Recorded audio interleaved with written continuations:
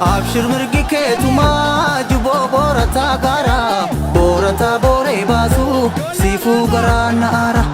Abshir mirgi keetuma juboo boorataa gaara boorataa booree baasu siifuu garaa naara. Ndeeboon kalee deebitee akka gootu beektatu yaabbaa burree shimalaa karra saasa mooyatu. Ndeeboon kalee deebitee akka gootu beektatu yaabbaa burree shimalaa karra saasa mooyatu. Nageenya dursu kabajamtootaam daawwattoota Oromiyaa Miidiyaa Neetwork waamicham qeerroo Oromoo irraa dhiyaatu qabna. Waamicham hiriira nagayaa qeerroo Oromoo irraa filannoon Oromoon keessa hin jirre Oromiyaa keessatti hin geggeeffamu.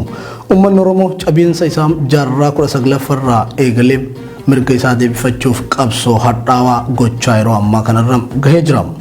Yeroo dheeraa kana keessa carraaleen isa mudatan ormaan irraa fudhatamanii maraamartoo qabsoo wareegama qaalii isa kaffalchiise keessa seenaa ture. Kan baroota durii yoo dhiifne bara 2006 eegalee qabsoo geggeessan ijoollee isaa kumaatamaan itti wareegee sirna abbaa irree alagaan hoogganamuun ofirraa gatee jijjiirama fiduu danda'ee jira.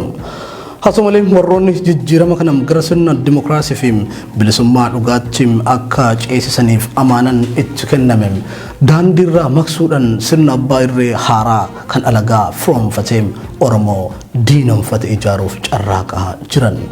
Uummanni hayyoonni fi hooggantoonni Oromoo deemsi kun dogongora ta'uusaa hubatanii gorsanii karatti deebisuudhaaf yaalan dhageettii waan dhabaniif mormiidhaan dura dhaabbachuun dirqama ta'e.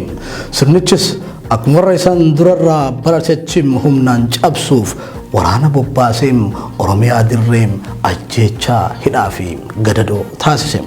Yeroo ammaa kanattis filannoon ni godhama jedhamee hafarfamaa kan jiru yoo ta'es haalli Oromiyaa keessa jiru garuu dirreen siyaasaa filannoof mijatu hafee bahanii nagaan galuun sadarkaa hin danda'amne irra gahameetii jira.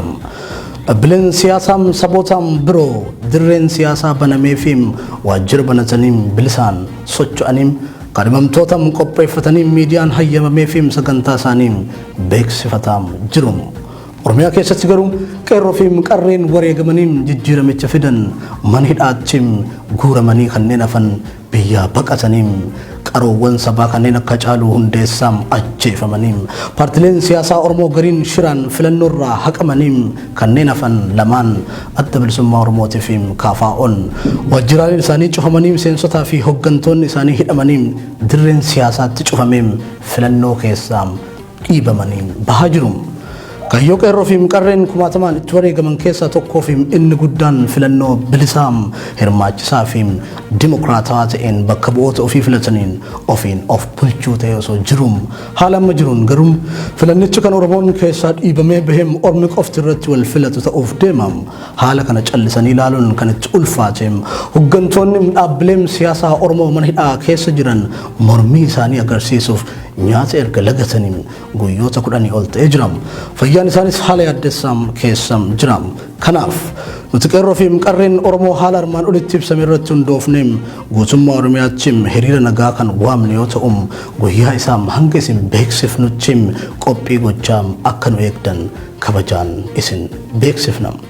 Gaffileen hiriira kanaa tokkoffaan shirra jecha artistii keenya Qaalii Caaluu Hundeessaa qaama walabaan qoratamee dhugaan isaa uummataaf ifa ta'ee yakkamtoonni qaama kanaan adda bahan seeratti haa dhiyaatan. Lammeessoon hidhamtoonni siyaasaa Oromoo bakka kamittiyyuu hidhamanii jiran haal duree tokko malee hatattamaan akka gadi lakkifaman. Sadeessoon waajjiraaleen dhaabbilee siyaasaa Oromoo cufaman marti akka banaman.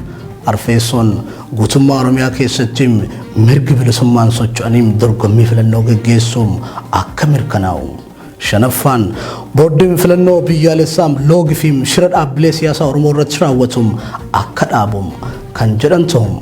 Gurraandhala tokkoon bara 2013 akka lakkoofsa Itoophiyaatti Finfinnee Oromiyaa yaamicha hiriira nagayaa qeerroo Oromoo irraa kenname. Abshir mirgi keetuma juboo boorataa gaara boorataa booree baasu siifuu garaa naara. Abshir mirgi keetuma juboo boorataa gaara boorataa booree baasu siifuu garaa naara. Ndeeboon kalee deebitee beektatu Yaabbaa burree shimala karra saasa mooyatu Deemuun kalee deebitee akka gootu beektatu Yaabbaa burree shimala karra saasa mooyatu